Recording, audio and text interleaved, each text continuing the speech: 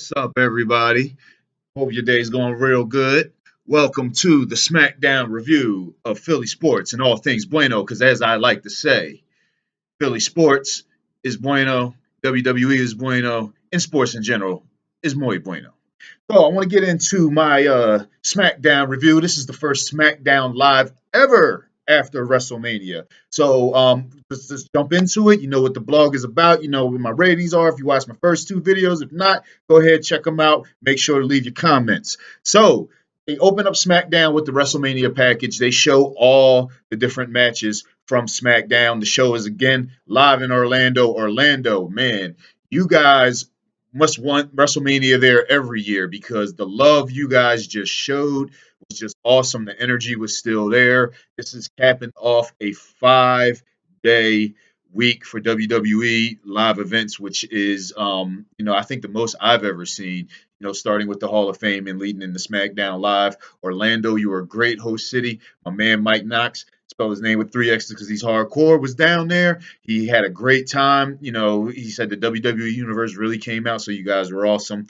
You guys definitely deserve having NXT down there. You can show a lot of love for the WWE in general. So, open up the show. Orton comes out to open up the show. Calls out Bray Wyatt, tells him, "I am your master now." So, the back and forth, the storyline didn't end at WrestleMania. There's still going to be more back and forth.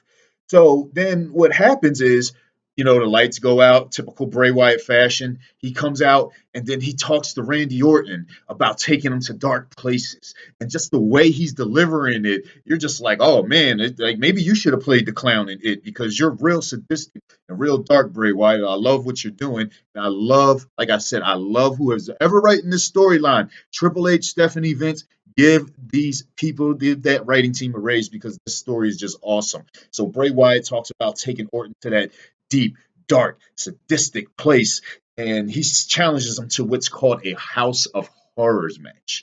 This is something new in the WWE. I'm really excited to see what's going on. I think it's going to take place maybe backstage a lot of the match. You can't do a House of Horrors in a ring.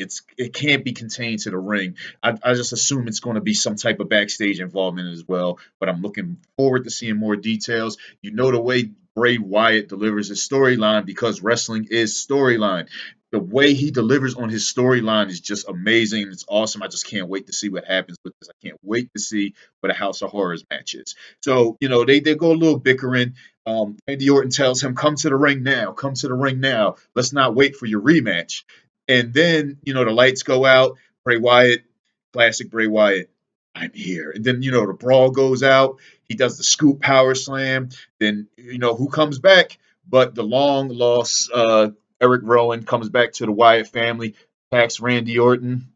Then, there's Luke Harper comes out for the save for Randy Orton. They're standing tall in the ring. The Wyatts was remaining of the Wyatt family is down there. I love to see Eric Rowan back. I love that Bray Wyatt has a following because it just goes with the whole Firefly gimmick when you see the lights come on and everything like that. So that's really awesome. There's been talk for a long time about Sister Abigail. Will we finally get to see Sister Abigail? I don't know. He said that he also wants to work with Bo Dallas. Maybe this is a time to repackage Bo Dallas and introduce him as part of the Wyatt family. He is his brother. So, let's see where it goes from that. But let's go into the Miz segment backstage. I am a Miz fan. I've always been a Miz fan. I think he is awesome. I didn't really like this segment too much. It was them poking fun at John Cena for the proposal. I understand they're going to do that, but if John Cena and Nikki Bella were there to, keep this storyline going, but we know they're going to at least November. Wyclef Jean going till November. So, it was okay. That segment was okay, but it didn't really keep my interest. Let me know, guys, know what you think about it. Miz is still over with the crowd, though, and that's awesome. So then we get Alexa Bliss invoking her rematch clause to the new SmackDown Women's Champion, Naomi, Feel the Glow. The Orlando crowd was really feeling her. I love the whole glow thing when they turn the lights out. But what I really love is if you notice it, and if you don't, go back and look, her nameplates glow. on the SmackDown Women's title where it says her name, the nameplates glow. So that's like pretty awesome that they added that effect to there. So I love that whole spiel. I know a lot of you out there in the WWE universe don't think she should be the champion. You think Alexa Bliss is the better talent. I keep telling you guys, there's nobody more athletic than Naomi in the Divas division. Yes, she needs mic skills. There's a lot of people who needs to work on their mic skills. I think she's a good SmackDown Women's Champion. Like I said, I don't know how long she's going to hold the title. I guess we have to see how people are going to react to her outside of Orlando. Because obviously in your hometown, you're going to get mad love. Just by announcing you're from Orlando, Florida, you're going to get mad love. So great back and forth, great counters, great one-upsmanship. When but then Naomi gets Alexa Bliss to tap. Um, that's pretty much the end of the storyline. Now we'll see where it goes from there. Does a new heel emerge? Do we have a face-to-face face-off? Is Mickie James going to challenge for the title? Are they going to try to put Becky Lynch back in the title picture? The possibilities are endless, and it's a thing that leaves you guessing. And I love, like I said in my Raw blog, I love when the storyline keeps you guessing. I love when it can go either way. So we'll see what happens with that. But congratulations, two-time SmackDown Women's Champion Naomi, retaining your title. Hopefully you get to keep it a little bit longer. Okay, so one thing we always talked about is the Raw after WrestleMania, how people make their debuts. So now that they got this brand split, there are other debuts that have to happen for SmackDown Live. And this debut did not disappoint. So I'm gonna set it up for you guys. Kurt Hawkins comes out, issues an open challenge. What is it with the open challenges now? Ever since John Cena in the U.S. title, everybody wants to do an open challenge, and it's like, okay, come on, Kurt Hawkins, you're Kurt Hawkins, open challenge. But then, you hear the music hits, and who comes out? NXT fan favorite, one of my favorites, Ty Dillinger, the perfect 10.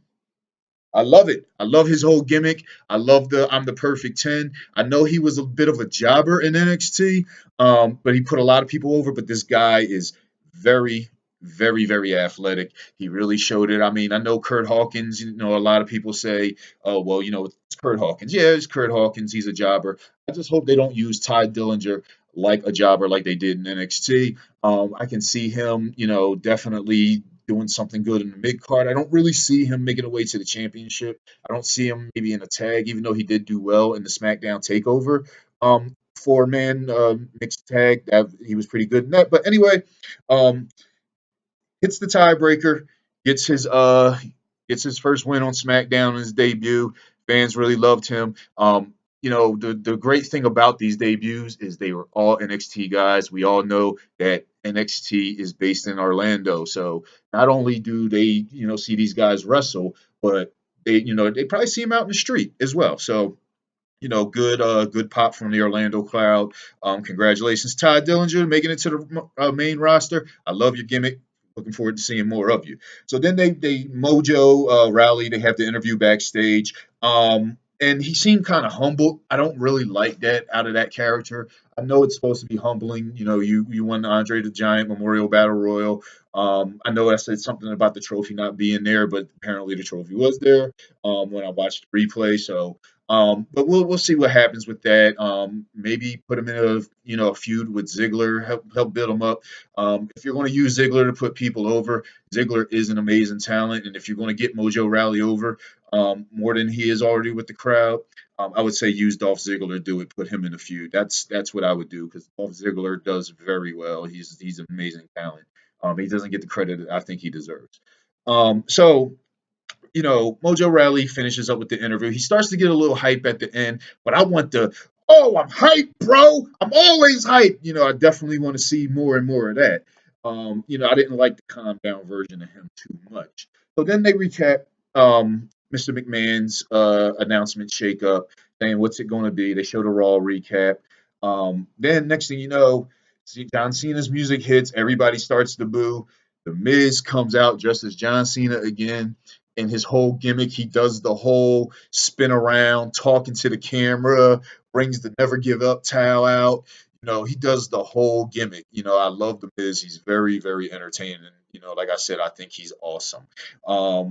like I said, very over with the crowd. He mocks John Cena's proposal. Maurice pokes fun at them. And it gets a little bit stale. So, they say that they're going to leave. The next thing you know, you see the violinist. Anybody who has watched NXT knew that this was coming when they saw the violinist. Cue Shinzuki Nakamura's music. He comes out, he does the walk. I just love it, like with the whole strobe lights. I said to my wife, I'm glad I don't suffer from seizures because this entrance is awesome. I love the way he comes to the ring and then he falls down with the uh with the music and the violinist. I remember he when they did NXT Takeover in Brooklyn is when that violinist made his debut, and apparently he's a very young, talented violinist from Brooklyn. I don't know his name. I didn't research it, but I just love his entrance. I think this is going to set up a feud between the Miz because the Miz needs somebody to feud with. I can see the Miz coming out saying, "How dare you interrupt me?" And then, Suzuki just, beats him up and, use the Miz to put him over. And, we'll see what happens after the brand shakeup because we don't know. I would love for AJ Styles to stay in SmackDown, though, and so that the WWE universe, who only watches WWE, gets to see something that only, a couple of us have seen with Nakamura versus AJ Styles. I would love to see that match in the WWE and see that book. Um, after Nakamura leads to the huge pop, they welcome him there. Apparently, they had a dark match with him. I did not get to, read up on it, but I'm sure he'll make his debut very, very soon. Ambrose and Corbin street fight, usual street fight carnage. Some bone breaking, holy beep moves. Some action. Just with two big guys like that being thrown through tables and just beating each other up. I loved it. Corbin hits the end of the days at the end of the match, which will set up a rubber match for the IC title. I think Dean Ambrose needs to drop the title to Baron Corbin. I think it's time to put the strap on him. I really think it's time for that. The guy is very good. He carries matches real well. The only thing that I say is, with his hairline receding in the front, it's kind of hard to see him as intimidating with his receding hairline. But that's just me. So Shane comes out, talk about the superstar shakeup.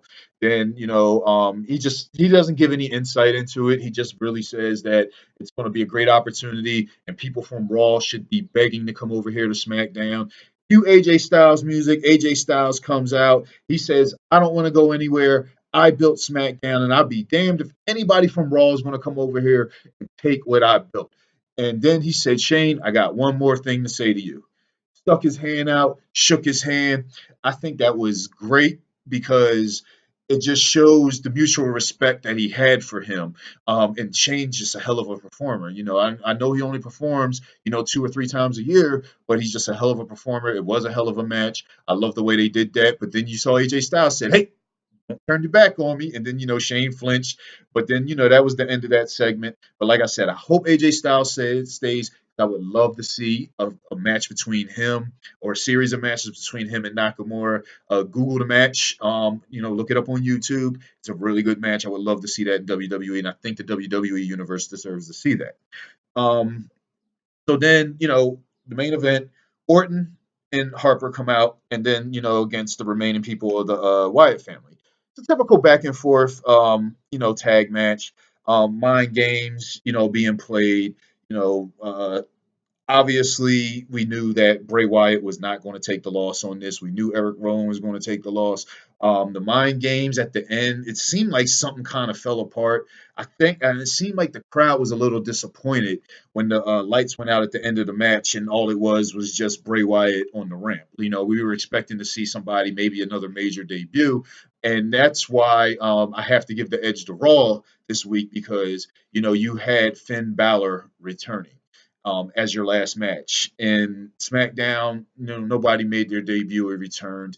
Maybe they should have did something like that. But overall, very good show. Really good way to close out the WrestleMania week. It was a great time. I really enjoyed talking about it. I hope you guys enjoyed watching the blog as much as I enjoyed talking about wrestling. So it's time for my belt rating.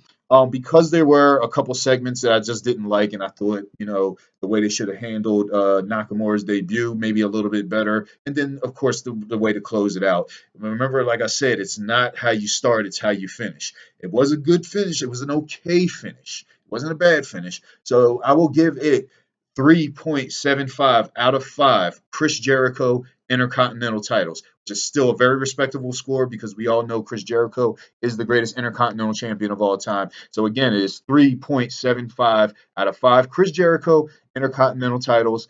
I'm excited to see where it goes. Maybe it's not as much of a build-up because SmackDown does not have a pay-per-view this month. Maybe we'll see more of a build-up in the next coming weeks. I hope so. I am your host, AP El Jefe of Sports. Follow me on Twitter, AP_EL_JEFE.